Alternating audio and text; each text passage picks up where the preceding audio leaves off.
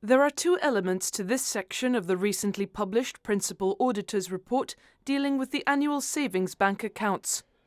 The first is what Tony Sacramento calls a considerable delay in recent years in publishing the accounts, which he ascribes to reluctance on the part of the minister, Sir Joe Bossano.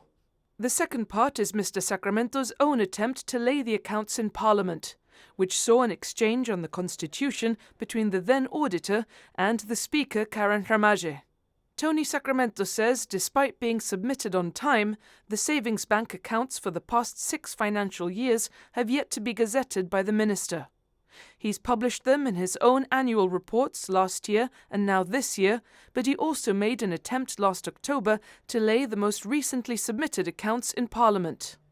Over a series of written exchanges with Karen Ramage, the then Principal Auditor says he argued that he had the constitutional right to do this, emphasizing his view that the savings bank figures and reports are an intrinsic and important part of Gibraltar's public accounts.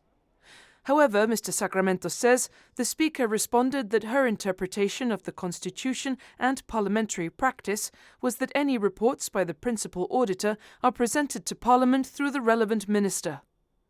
Mr. Sacramento says, in his view, the laying of the reports of the Principal Auditor in Parliament cannot be decided by the government, not even by way of parliamentary procedure, as this compromises the auditor's independence.